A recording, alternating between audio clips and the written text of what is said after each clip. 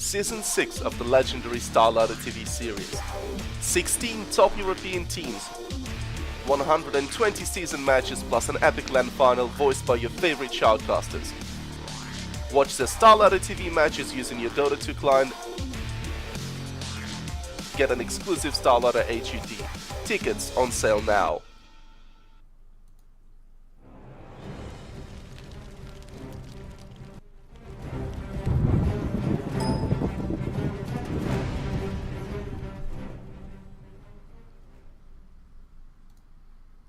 Hello and welcome to the game. It has begun. We are in playday number 2 of StarLadder Season 6. Officially game number 3 of the entire season, so we're just getting started. We've got ourselves Fnatic, we've got ourselves Mouz, and we don't got ourselves No-Tail for all the fans out there. No-Tail is actually still in Japan visiting the EIZO headquarters, which is a sponsor of Fnatic if I'm correct. And I will not be casting this match by myself. I will be joined by Kanaz. Welcome back. Hey, thanks for having me. Thanks for helping out, because as people might hear, my voice is still not really up to par, but it will be. We have ourselves, by the way, a very, very fast draft, because no bonus time for either team. We are starting a bit late. Before we are going to see the draft, though, just a very quick glimpse of what the scores look like right now. We have 2 games played so far, so really not that much interesting things to see. But Fnatic and Virtus.pro both having 3 points. Woo! Let's see if Fnatic can make it 6, and if also Mouz can get their first 3 points. One of the two is going to happen. We'll find out. And as we know, Mouz has just a moment ago beaten Fnatic, and Fnatic is going to be looking for revenge. Yeah, Mouseport's still playing really well after their recent victory in the West qualifiers. So see if they can take another game. It's basically like them playing a best of 2 right now. Since they're playing it directly back to back. They're going to know exactly how both of them just played last game, and maybe it'll interact a little bit with how they're drafted here. Yeah, we have the Storm Spirit getting banned out. Fnatic did play that in the previous game, so maybe a bit of a respect ban there. It was the Bat Rider, the Darkseer, as well as the Wisp getting banned out in the first phase. And the first pick went to Mouz, with Lifestealer being their first pick up, a bit of a solid one. Nature's Prophet and Gyro, so we're going to be seeing Trixie's signature hero, Nature's Prophet. Then a Bane and a Puck going the way of Mouz, but no-tail Puck. Wait, no, it's Mouz Puck. What am I saying? It's the wrong side. Wrong we are side. gonna be seeing Fada's Puck, and we know that he loves that one, and we know that he can play it very solidly. And the Shrek was the last pick up by Fnatic, and we are racing through the draft. And 2 heroes that we have often seen picked up first, in the Nyx Assassin and the Shadow Demon, banned out by Mouz. And again, 2 heroes that we see picked up fairly early on. Often, it is a Lone Druid and a Clockwork. Yeah, I think most of these bans are looking pretty obvious right now. Mouseport's just banning out the powerful supports like Shadow Demon, Nyx Assassin. We have offlanes coming out from Fnatic right now. But maybe Fnatic just aren't really aware of how Mouz have been playing recently. But Lifestealer hasn't been in the hands of Black that much recently, but actually been played by Quakeva to a lot of success as of late, so maybe he ends up playing him solo anyways.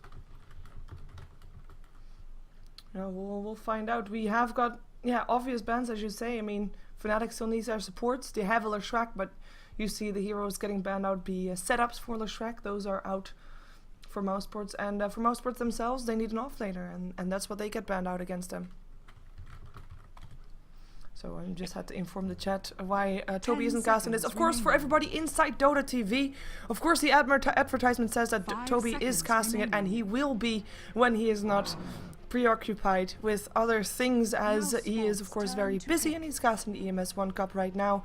Of course there is Epi, who is also casting on behalf of Joan Dota, so he is standing in for Toby as it were, and I will be casting the entire season as well, as I have been doing that for 3 seasons now. Ooh. So we are going to be seeing a support Keeper of the Light, so we're going to have a Nightmare into Illuminate. That's a very strong defensive tri-lane, even though Mouz could be trying to run it in an aggressive tri-lane. Might be actually okay depending on what Fnatic picks up, actually, because the Shrek and Gyro not the easiest one to play aggressive against. And the Magnus the last pick up for last ban out for Fnatic, so another offlaner out of the pool. 5 seconds. Yeah, I'm not sure they'll want to go for an aggressive tri-lane, and especially with the Animage pick. This is kind of what I figured, is that Lifestealer is not actually going to be their primary carry. They've been really liking Lifestealer as like a number 2, number 3 role as of late. And so with that Animage pick, that's definitely who we're going to see Black play, and also a very good sign that they're going to be running that defensively. But Fnatic, with Ogre Magi and Leshrac, and even Gyrocopter if they want to run as the carry, they can run that as an aggressive tri-lane if they like, and try and contest the farm of that Animage. It's not going to be necessarily the easiest, just because Keeper Light is pretty good in defensive tri-lane situations. But they can certainly try it, and it might work out for them. Yeah, I have to say though, like Ogre Magi, he's of course meant here for a counter stun a setup stun for Leshrac, but his stun is only 1.5 seconds, and it's just not enough for Leshrac to get a clear stun off. So some skill is required, and we're gonna see how they're gonna be dealing with that. We have of course seen, indeed, as you said, Mouzeport run the lifesteal on the offlane. They've run him with supports, they've run him without a support, and it's all up to Fnatic, I think, how Mouzeport is gonna run it, because as you said, if Fnatic is opting to go for an aggressive tri-lane, then Mouzeport will be happy to place the supports with the anti-mage and leave the lifestealer alone. And if they're not running an aggressive tri-lane, I think those supports will rotate to support the lifestealer on the tri-lane. I definitely agree with you. If it's Animage against Weaver, I feel like that's going to be just a great matchup for Animage. He shouldn't have really that much trouble farming, especially since they're very likely to just pull him stuff to make sure he starts with a poor man shield. Prepare for battle. And that would not be a terrible matchup at all for Mouz. Nope. We are going to be seeing, of course, no no-tail, as already mentioned. It will be Doomix playing the Ogre Magi for this game Fly on his Leshrac. Hani will be playing the Weaver. Trixie, of course, on his signatures, Nature's Prophet. We'll be seeing Era playing the Gyrocopter. And does this actually mean that we'll have a solo mid Weaver? Or a solo mid Nature's Prophet? I'm not sure what Fnatic are going to want to do. They could run the Weaver in the mid lane, and with Hani playing it, it seems likely. I didn't actually think about the fact that they already had the Nature's Prophet. If they abandon one lane completely, though, it's going to be the anti-mage lane, and that seems a little worrisome to me. Yeah. We all know what happens if Black gets free farm. I mean... First tower kill wins.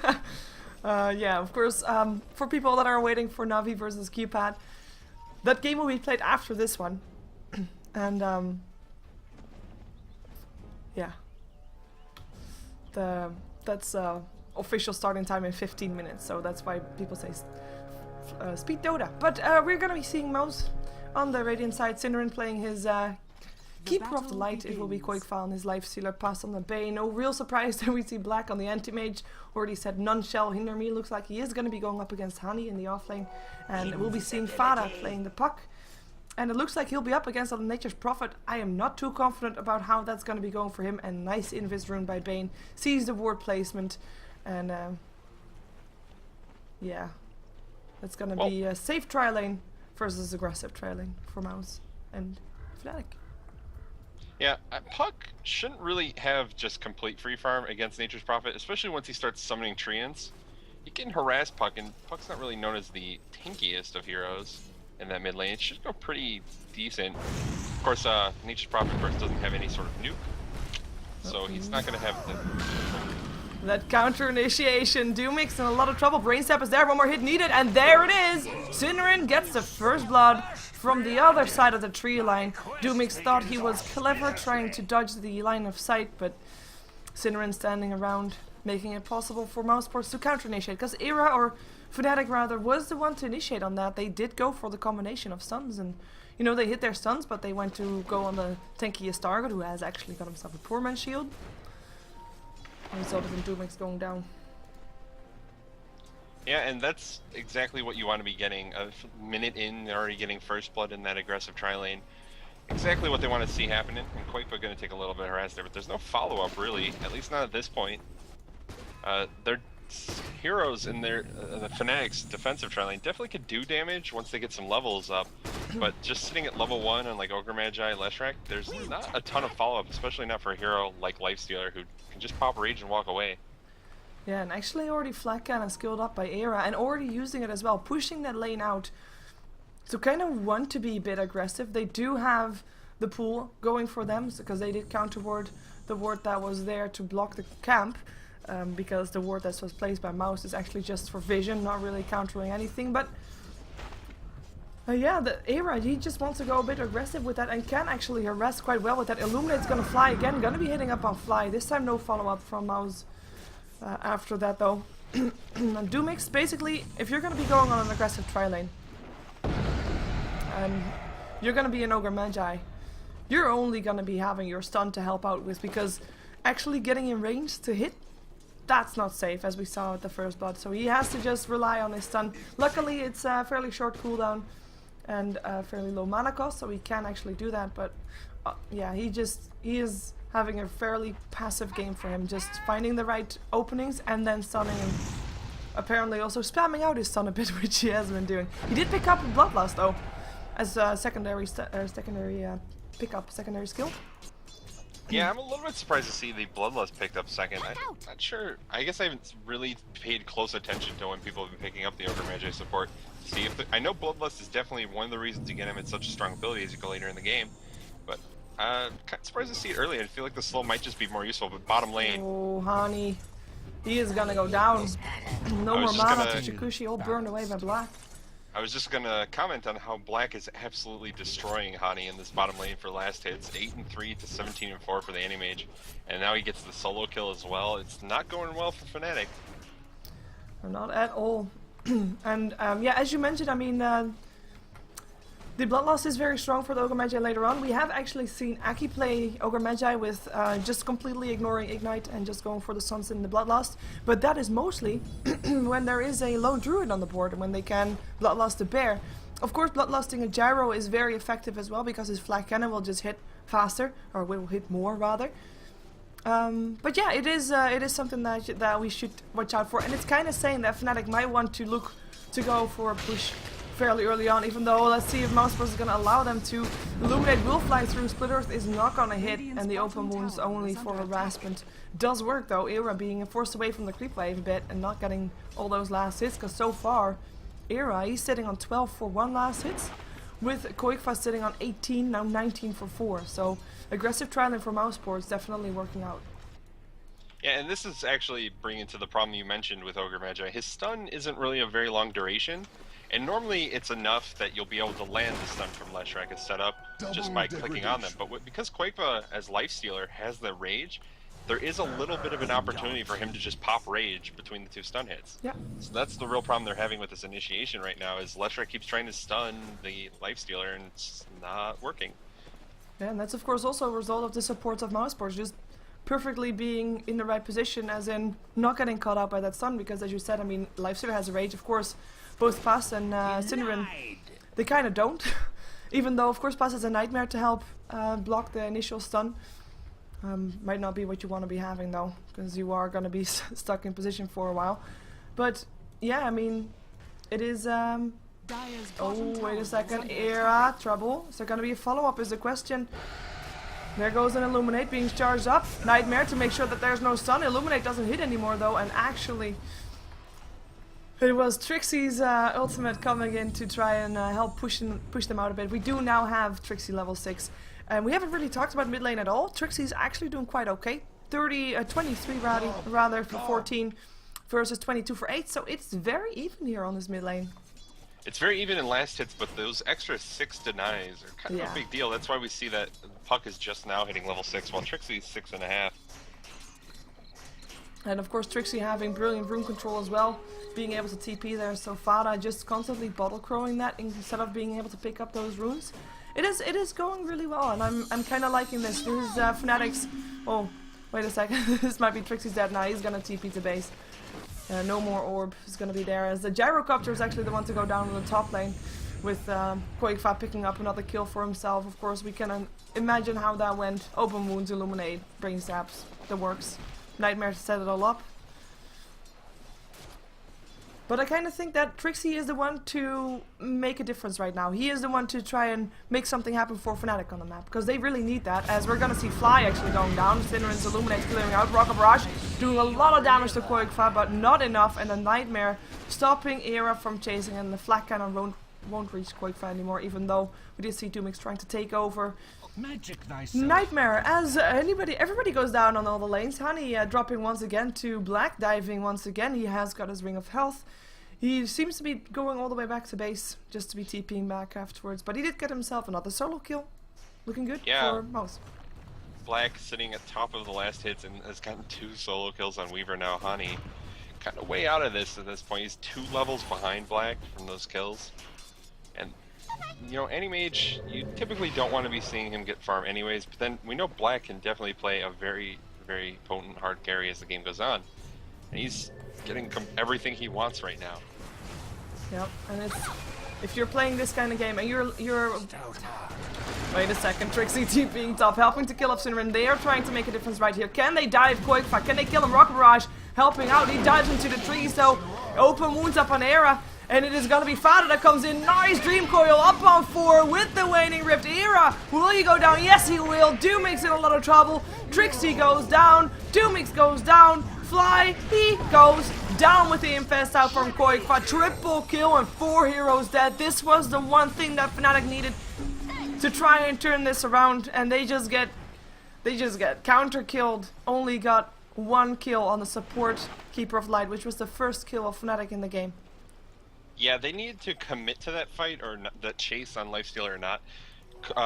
Gyrocopter backed off, like he was done with the fight, he was just going to run away. But then Trixie initiated again, summoning those treants, like, hey, we see him, we can go. Everyone dove back in, and then that just opened up for Fada to rotate in. Yeah, with a brilliant Dream Coil. I mean, in the meantime, we do have Hani able to pick off Fada. Probably, no. Oh, Hani's gonna... You don't... No, he doesn't... He is level 6, but he didn't pick up his time-lapse, just saying. He, that could have actually saved his life, but he is gonna be not getting a kill, but also not dying. I guess that's nice. But we do have a rotation from Hani this way, trying to make something more happen on the map, because he needs to. He can't do anything bottom lane anymore. And what I was gonna say before that fight happened on top, is that if you're gonna be with an anti-mage and you're letting him free farm, like, ah, come on. Mouz, stop fighting already. Leshrac in some trouble, boom, dead. Synderen with the kill of the Illuminate, and Koikfa tanking up the tower a bit so that everybody can get out of safety again. Yeah, and I think Hani didn't choose to get his ult just because of his lane. He was up against the Animage and he really never had mana. Black has been being pretty successful about running off. Can't TP out, goes down as well. Mouse Sports showing why they won the international qualifiers. They are on fire right now, and in the meantime on the top lane, some trouble going on for Mouse as the supports are getting harassed with a very angry Ant here, but he can't get any kills. I mean, he is level 6 up against supports that are also level 6. Dire's bottom tower. That's not where you want to be as a Weaver. No, he's the same level as the tri-lane support Bane. And he was solo in the offlane. That's not what you want to be. Synderen, I'm not sure why he just went up there. Yeah, and there's a ward there, of course, as well. Pass going for a Fiend Script up on Doomix, able to get the kill with the Brain Sap, but he is going to be in some trouble getting sprouted, and he is going to go down. I think it's brave that he went for that, though, but as you said, why did they go back in when they knew that Hani was still around there? And Trixie, of course, able to be there as well. Doomix being there to help out. They did get a kill, but in the end, 2 for 1, not really worth it. As Fada with a haste rune chasing down Fly. Look at that burst damage. He's up versus a level 4 Leshrac. What's Leshrac gonna do? See you in the spring. Yeah, I think Synderen was up there hanging out. He was going to just throw 1 Illuminate through to kill off the Ogre. And they probably expected Hani to leave. He doesn't want to be up here doing nothing. Well, Trixie's gonna die here as well. 1 more hit needed. Mega kill streak for Quickfa, 5-0 to 4. In the meantime, in the mid lane, it is Era that goes down. And this is starting to get out of control. I know that Villa said speed Dota at the start of the game. And I think Mouz has taken it very seriously. Yeah, they're pretty much won every lane at this point. Mid was kind of a wash. Nature's Prophet got a lot of farm. Puck got a lot of farm. But when you have this Animage who's not even participating in the game really right now, it's 15-3 to kill score in favor of Animage's team. That's not where you want to be. For Frodo? He's gonna go for Roshan. I don't know. Okay. With Bloodlust, I'm not sure if he can actually get this. He's level 6. He needs the Nature's Prophet to be there, but Nature's Prophet is not there. And Era, what are you doing, Era? I think he's gonna die. Yeah. I think we might be done here. I think Fnatic has kind of given up. Yeah, GG, well played. Okay. Alrighty. Well, Speed Dota, and you know, surprisingly, we are done before starting time of Q-Pad for versus Na'Vi. It's pretty much unbelievable considering how long a draft normally takes. I guess we didn't have bonus time. Yeah, they went through this real fast, and I mean, They were already losing 4 versus 5. We still had black just farming the hell away of this game. And what I was planning on saying for the whole time, but fights kept happening. Like if you're gonna be willingly leaving black on an anti-mage to free farm, you have to make sure that your out lanes work out and that you get an advantage there. If not, you lose, you die. And Fnatic knew it, so they gave up. They called out, they tapped out. GG. Fnatic losing a game in StarLadder Season 6, and we will see Na'Vi versus Cupid as the next game. And I'm not going to ask for any shoutouts, I will ask it after the next game, because otherwise we might not be in time for the lobby. So stick around, people, we will be back with Cupid taking on Na'Vi. And don't go anywhere.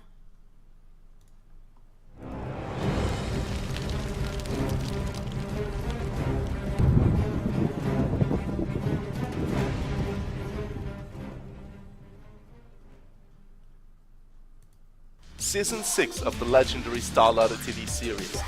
16 top European teams, 120 season matches plus an epic LAN final voiced by your favorite shoutcasters. Watch the StarLadder TV matches using your Dota 2 client. Get an exclusive StarLadder HUD. Tickets on sale now.